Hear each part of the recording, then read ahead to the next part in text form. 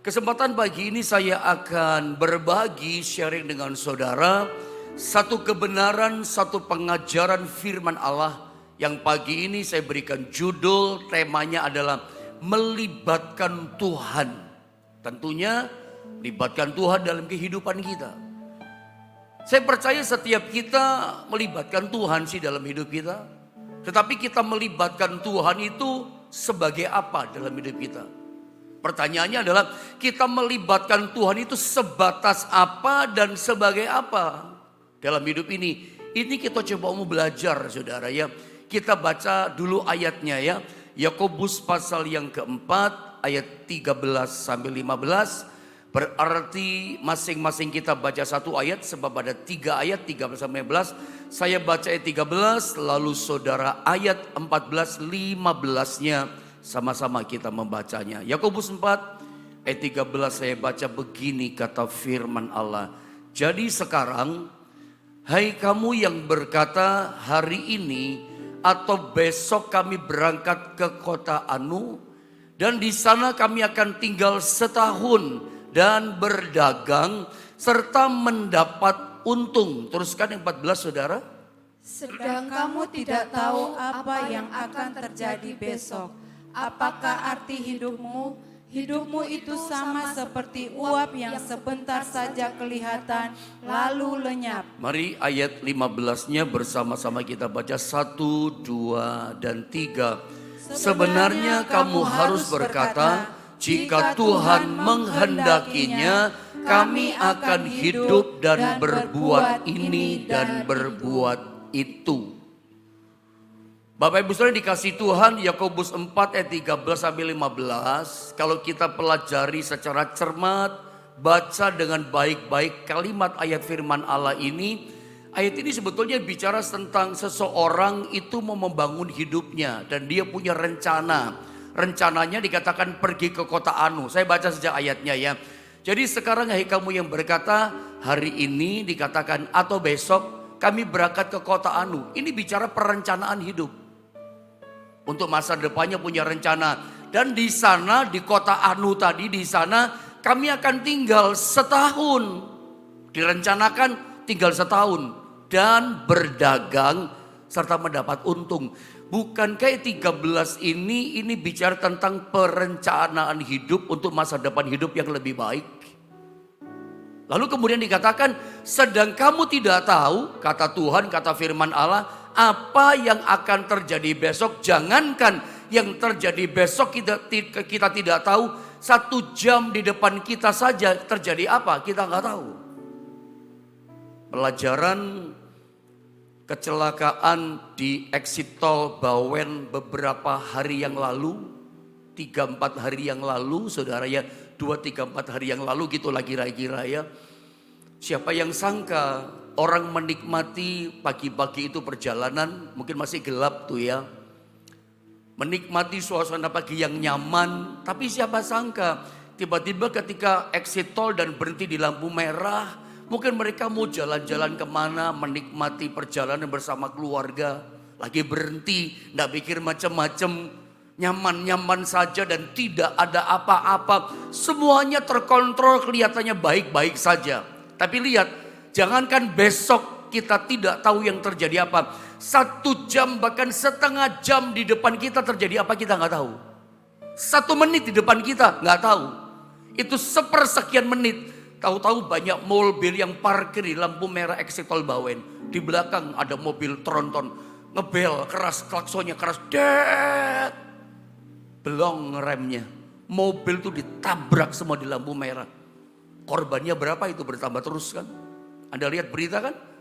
Kalau televisi kita sama atau YouTube kita sama kita lihat beritanya.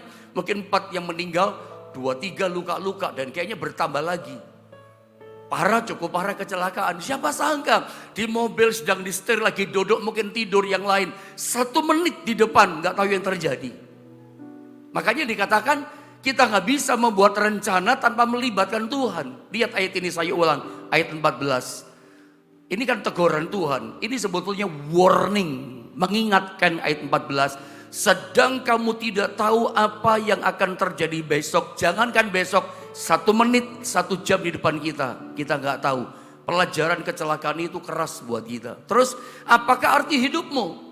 Hidupmu itu sama seperti uap, ya, uap yang keluar dari uap yang panas, air yang panas, yang sebentar saja kelihatan lalu lenyap. Itu arti hidup kita. Terus sebenarnya, nah ini diajarkan Tuhan, sebenarnya begini, kamu harus berkata, katanya firman, katanya Tuhan, jika Tuhan menghendakinya, semuanya tergantung Tuhan gitu. Kami akan hidup dan berbuat ini dan berbuat itu. Semua masa depan kita, kesuksesan kita, keberhasilan kita, semua ditentukan tergantung oleh Tuhan. Yang ngatur hidup kita, atur masa depan kita Tuhan. Bukan kita yang ngatur Tuhan, Tuhan yang atur kita. Saya akan mulai dengan begini. Hidup ini memang harus punya perencanaan. Kalau kita ingin sukses dalam masa depan kita, ingin sukses bisnis, usaha, pekerjaan, sampai kepada keluarga kita, saya setuju sependapat dengan Anda. Kita harus punya planning, perencanaan untuk hidup kita. Dulu ketika saya masih umur sekitar 24-25 tahun, kira-kira selesai sekolah Alkitab, saya itu berpikir gini, usia 40 tahun, hidupku harus sudah mulai mapan, pelayanan harus mulai ada. Saya udah punya planning itu. Tapi planningku, rencanaku, aku bawa sama Tuhan. Itu kan kerinduanku, doaku, 40 tahun sudah mapan lah. Sudah ada pelayanan yang pasti gitu. Saya doakan bahwa tiap hari sama Tuhan. Saya setuju, saya pun melakukan hal itu. Hidup ini kalau ingin sukses, ingin berhasil, bahwa kita harus punya planning, perencanaan di depan apa yang kita rencanakan. Saya teringat semacam apa itu ya, peribahasa di luar sana, atau semacam pepatah kali. Pepatah itu berkata begini, kalau kita itu gagal merencanakan dalam hidup kita, berarti kita merencanakan kegagalan dalam hidup kita. Kalau kita sukses merencanakan dalam hidup kita, berarti kita merencanakan sukses untuk hidup kita. Gagal merencanakan, ya merencanakan kegagalan. Sukses merencanakan dalam hidup kita, berarti kita merencanakan kesuksesan, keberhasilan dalam hidup kita. Semuanya ditentukan kita punya rencana atau tidak. Boleh kan pagi ini saya mau ingatkan saudara, kasih nasihat lewat firman Allah. Boleh-boleh saja kita punya rencana, nggak ada salahnya. Tapi saya mau kasih nasihat begini, kalau Anda dan saya dan kita semua ingin punya rencana yang matang gitu ya. Ingin punya rencana yang bagus sekali. Rencana yang sangat baik, rencana yang sangat cermat dan matang. Bagaimana caranya? Karena itulah yang menentukan keberhasilan kita. Ini yang menentukan kesuksesan masa depan kita. Ditentukan perencanaan yang bagus sekali dan matang sekali. Bagaimana caranya? Kita punya perencanaan yang matang itu. Sederhana jawaban saya, libatkan Tuhan dalam perencanaanmu. Ini penting. Ini menjadi dasar dari perencanaan kita. Ini menjadi apa ya, yang paling esensi dalam landasan kehidupan kita. Ketika kita punya rencana, landasannya adalah libatkan Tuhan, ikut sertakanlah Tuhan dalam setiap perencanaan. Ini landasannya, ini dasarnya, ini esensinya. Ya, punya rencana boleh, tapi landasannya adalah ikut sertakan Tuhan, libatkan Tuhan dalam setiap rencana kita. Nah, kalau kita membaca dalam ayat ini, dalam Yakobus pasal 4, 13-15, ini mereka punya rencana. Tapi rencananya tidak mengikut sertakan Tuhan. Mereka punya rencana, saya mau dagang di kota sana, tinggal 1 tahun, nanti pasti untung. Belum tentu padahal buntung. Karena punya rencana saja tidak melibatkan Tuhan. Saya ulang, kalau Anda ingin punya rencana yang bagus, yang matang sekali, yang membawa kita pada kesuksesan, dengar baik-baik, libatkanlah Tuhan dalam setiap perencanaan kita. Nah pertanyaannya, ketika kita melibatkan Tuhan, apakah Tuhan pasti mau terlibat? Belum tentu loh. Saya undang Tuhan pendeta untuk memberkati rencana saya. Apakah dengan Anda mengundang Tuhan, memberkati rencanamu, Tuhan pasti memenuhi datang gitu undangan saudara? Saya jawab belum tentu. Kadang kita itu bukan melibatkan Tuhan kok. Kita cuma laporan. Anda dan saya cuma memberitahu sama Tuhan. Setelah Anda punya rencana yang bagus, rencana Anda sendiri, rencana kita sendiri yang kita susun. Rencananya 1, 2, 3, ini planningnya, ini cara mencapainya. Setelah kita buat dengan terperinci rencana-rencana pekerjaan kita. Setelah selesai, kita udah pilih tempatnya, kita isi tempat itu dengan semua rencana kita, saatnya dibuka rencana kita, usaha kita. Baru kita lapor sama Tuhan. Tuhan, berkati rencana usaha saya ini Tuhan. Kita paksa Tuhan. Kan Tuhan sumber kesuksesan. Firman-Mu berkata, Engkau sumber berkat. Berkati Tuhan pekerjaan ini. Kami undang Kau hadir memberkati pekerjaan ini. Saya tanya sama saudara, tolong dijawab.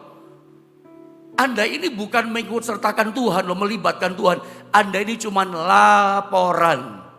Anda cuma memberitahu Tuhan. Itu bukan melibatkan Tuhan itu dari awal. Ikut sertakan Tuhan dalam setiap rencana kita. Dari awal, starting awalnya Anda mulai doakan, libatkan Tuhan. Kita ini gak melibatkan Tuhan, tapi sekedar lapor memberitahukan, ini loh Tuhan rencanaku, sudah aku buka. Firman-Mu berkata, Engkau sumber berkat, Engkau sumber kesuksesan. Berkati ya Tuhan, kasih kesuksesan Tuhan. Saya mau tolong tanya, apakah dengan kita mengundang Tuhan datang, hadir memberkati usaha kita, Tuhan langsung datang? Belum tentu, Tuhan mau datang. Itu kan keputusannya Tuhan, itu haknya Tuhan. Makanya saya mau katakan, Anda ini melibatkan Tuhan sebatas apa dan sebagai apa gitu loh. Loh ini penting loh. Ini pertanyaan penting. Anda melibatkan Tuhan sebagai apa? Banyak orang Kristen berkata, kan Tuhan sumber berkat, kan Tuhan pemaaf, kan Tuhan pemurah, kan Tuhan sumber berkat, kan Tuhan penyembuh. Semuanya betul, tidak ada yang salah, saya setuju. Tapi jangan lupa, Yesus bukan saja sumber berkat kita. Yesus itu juga adalah Tuhan pemilik hidup kita. Dia adalah Tuhan yang berkuasa atas hidup kita. Nah, seringkali kita lupa ini. Kita tidak memahami ini. Jadikan Yesus sebagai Tuhan, sebagai penguasa, pemilik kehidupan setiap kita. Ini suka alpa, suka lupa, dan memang tidak memahami kali kita. Makanya kita seenaknya bikin laporan. Ini loh Tuhan rencanaku, tolong diberkati. Apa Tuhan langsung datang memenuhi undangan saudara? Belum tentu loh. Itu otoritasnya Tuhan, itu haknya Tuhan. Dia menjawab, ya aku mau datang, atau dia berkata, aku tidak mau datang. Karena apa? Karena kita cuma laporan. Makanya gak heran. Kemudian ada banyak orang Kristen mulai kecewa. Ada banyak orang Kristen mulai, anak Tuhan mulai kepahitan sama Tuhan. Ada banyak pelayan-pelayan Tuhan termasuk hamba Tuhan mulai marah sama Tuhan, nyalakan Tuhan. Kok Tuhan gak berkati sih? Kok Tuhan gak tolong sih? Katanya dia penolong, katanya dia pembela selalu setiap saat. Kok Tuhan gak bela pelayananku? Kok Tuhan gak bela lihat pekerjaanku? Kita kecewa sama Tuhan. Padahal dari awal perencanaan kita, yang kita pikir matang itu, kita nggak melibatkan Tuhan dari awal. Kita cuma laporan gitu loh sama Tuhan.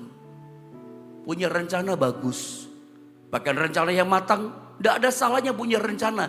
Tapi rencana yang bagus untuk masa depan kita, nomor 1, libatkanlah Tuhan. Saya mau tunjukkan satu bukti, satu kisah di perjanjian lama. Ini tua-tua Israel libatkan Tuhan dalam rencana perang lawan orang Filistin. Tuhan ada sih di tabut, tapi Tuhan diam saja. Tuhan tidak tolong. Istilah masa-masa tahun politik ini 2023 sampai 2024, cawe-cawe. Tuhan tidak mau cawe-cawe. Tuhan gak mau ikut terlibat berperang dalam peperangan.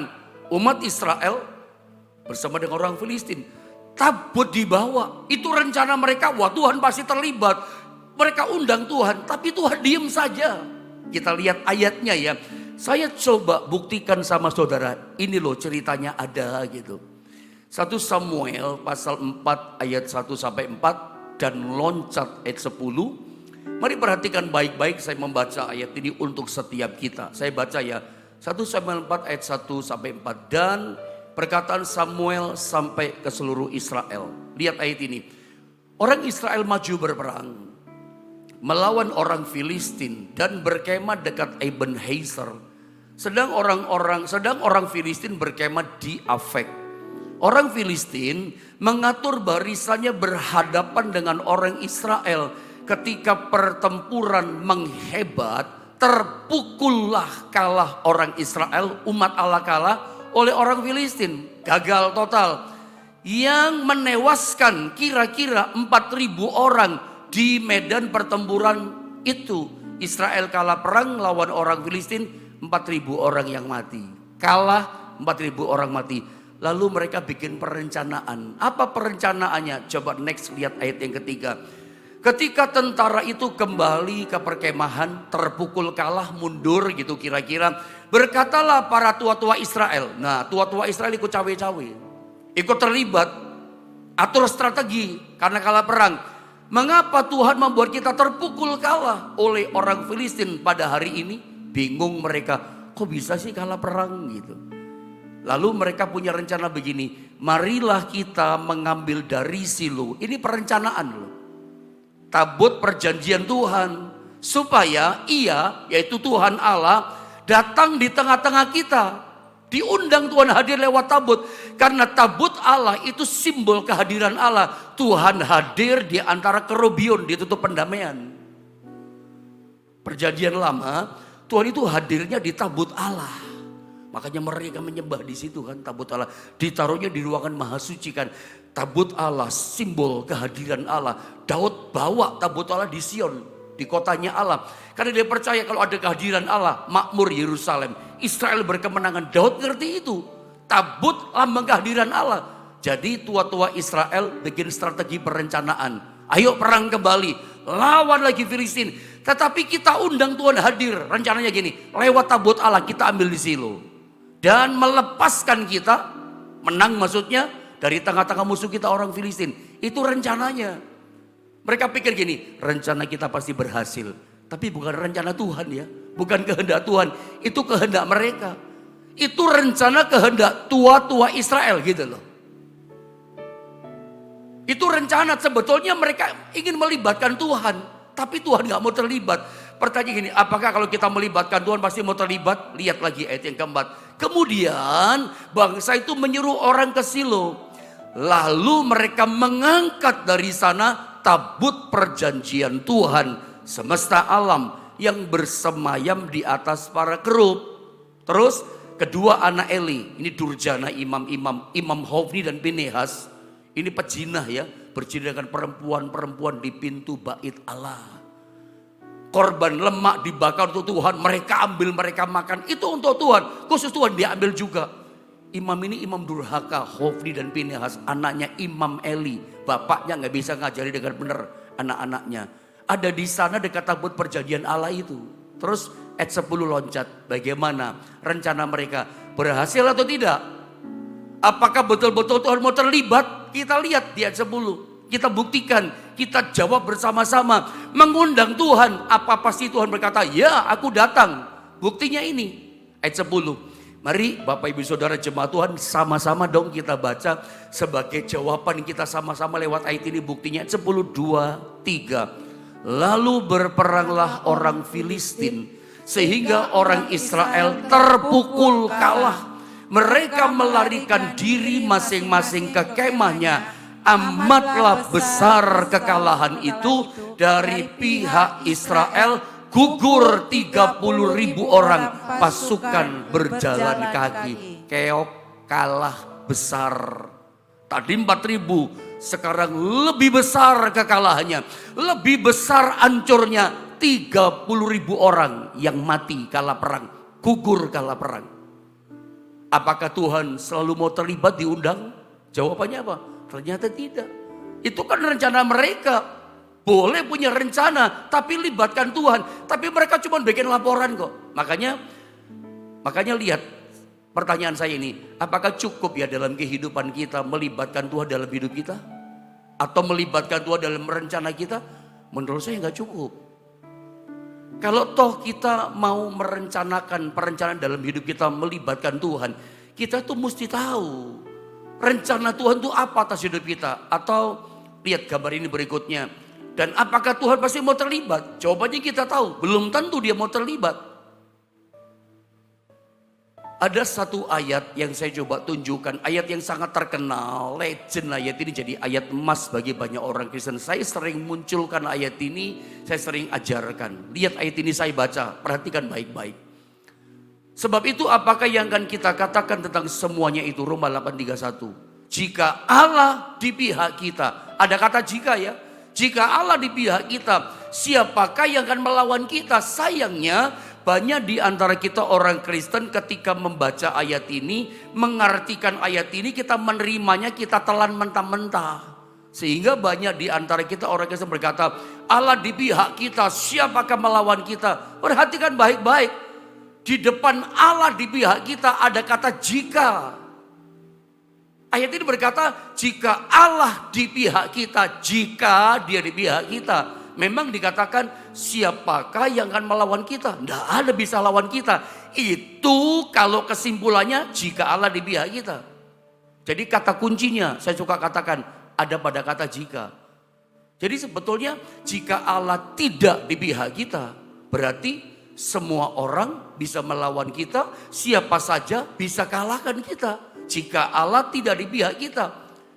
Ayat ini banyak orang mengartikannya menelan mentah-mentah. Oh, Allah di pihak kita.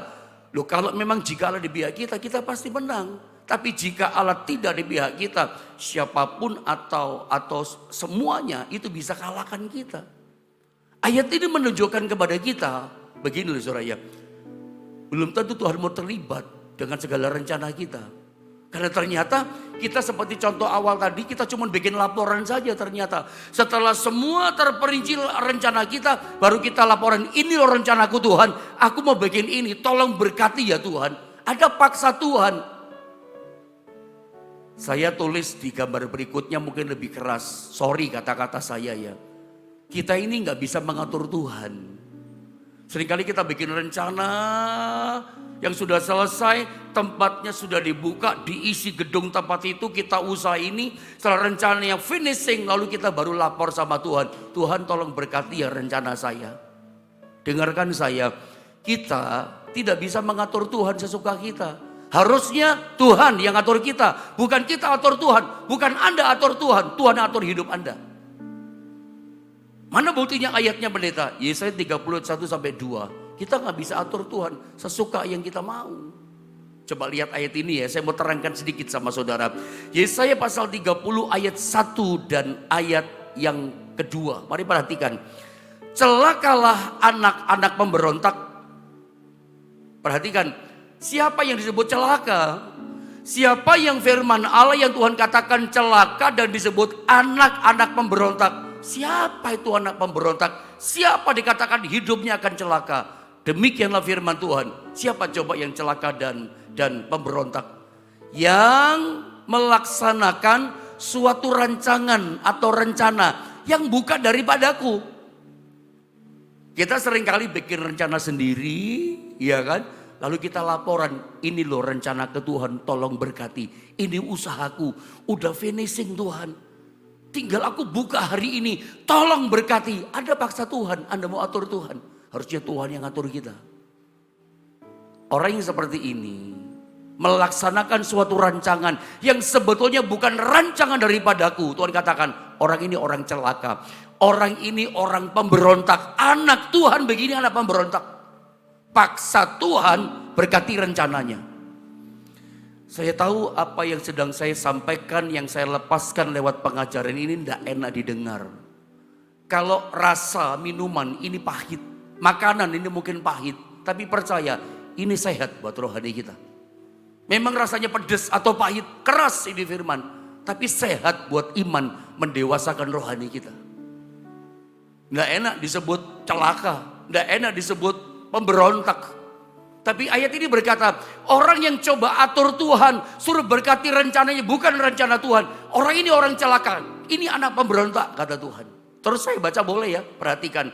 Yang sampai urusan begini, yang memasuki suatu persekutuan, komunitas persekutuan, yang memasuki suatu persekutuan yang bukan oleh dorongan rohku, bukan kehendaknya dorongan Tuhan, sampai urusan bergabung dengan komunitas.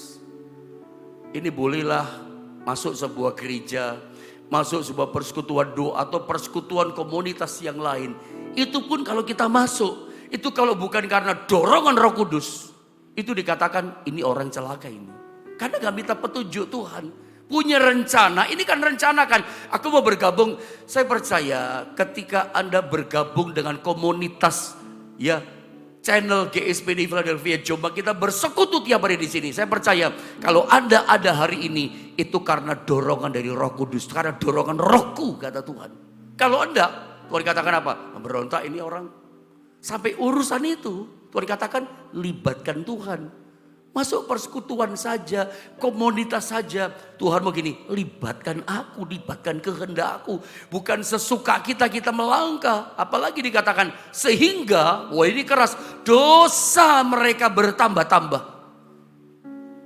Terus saja saya baca ya, yang berangkat ke Mesir dengan tidak meminta keputusanku, untuk berlindung pada Fir'aun dan untuk berteduh di bawah naungan Mesir.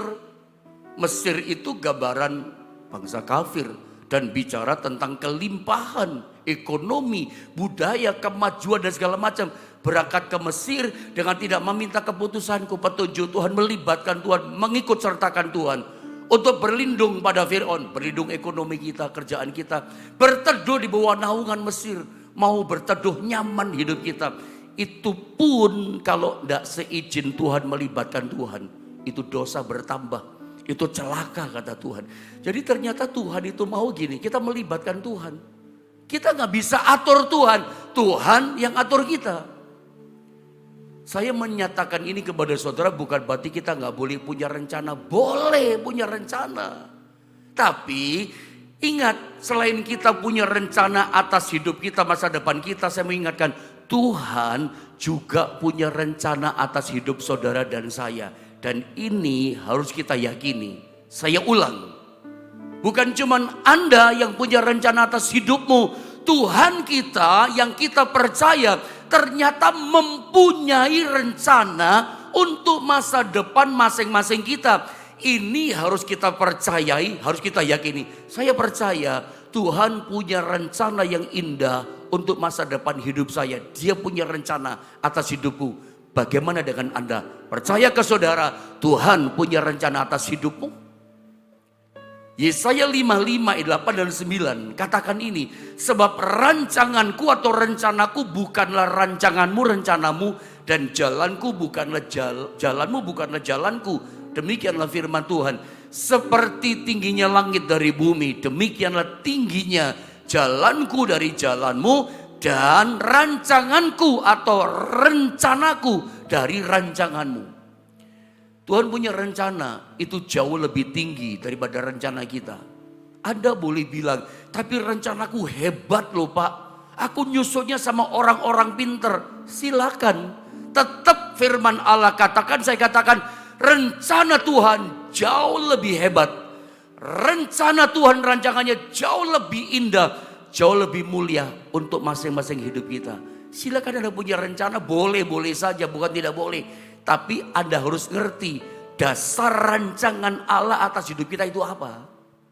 Kalau Anda punya rencana tapi di luar kehendak rencana Tuhan, itu gak berkenan. Yang jadi atas hidup kita itu rancangannya dan rencana kehendaknya atas hidup kita.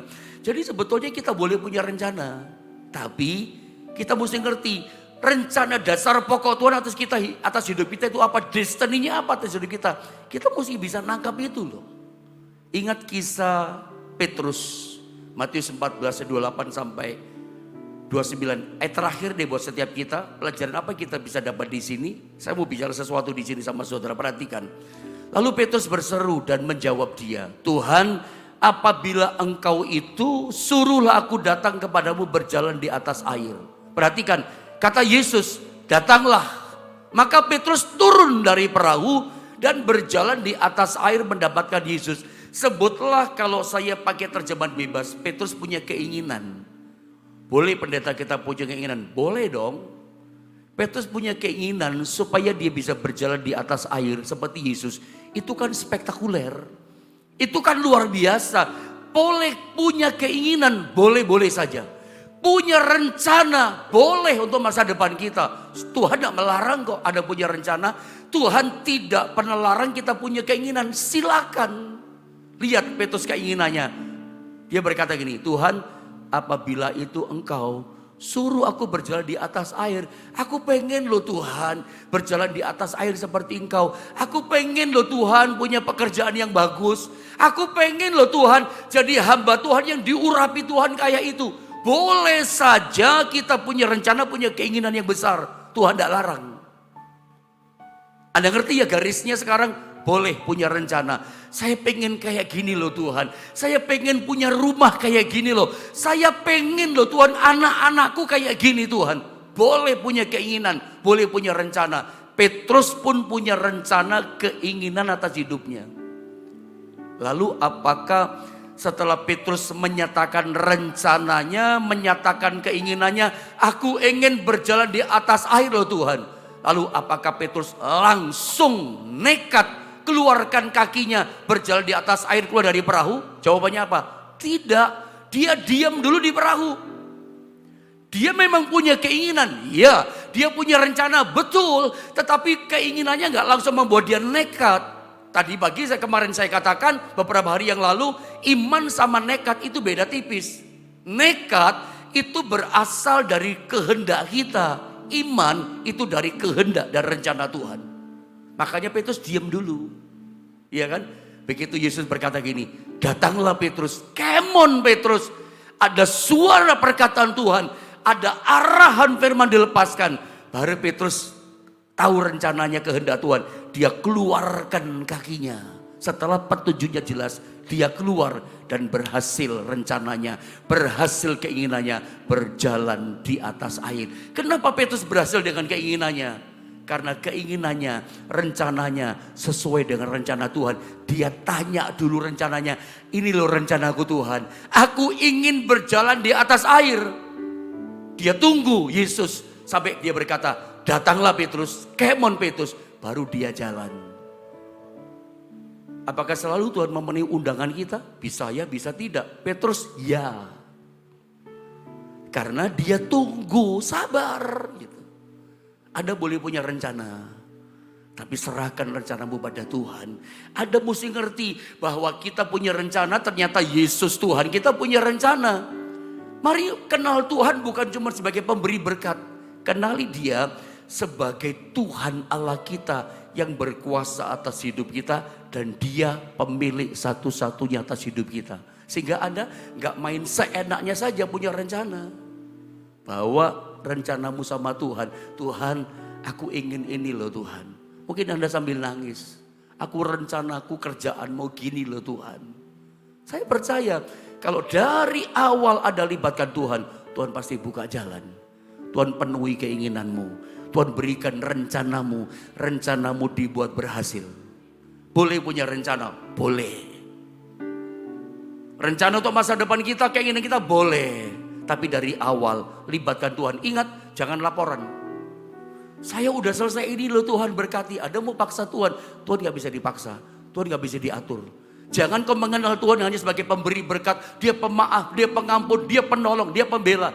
Dia Tuhan Allah kita. Dia kenali sebagai Tuhan penguasa, pemilik hidup kita. Dia yang punya otoritas, Anda gak bisa atur dia. Tuhan yang atur hidup kita. Kalau kita, Tuhan katakan tidak, ya nurut. Jangan berontak. Ikuti semua rencananya, nanti indah. Ikuti kehendaknya, nanti pasti luar biasa. Sebab rancangan Tuhan sama rencana kita bedanya seperti tingginya langit sama bumi. Kalau ada nurut sama rencananya, hidupmu akan dibuat indah. Pintu-pintu yang tertutup akan terbuka dengan keras dengan cara Tuhan yang ajaib. Saya percaya, saya berdoa, setiap rencanamu Tuhan buka jalan. setiap rencanamu sesuai dengan kehendaknya, dan jadi buat masa depanmu yang luar biasa. Mari kita berdoa bersama-sama.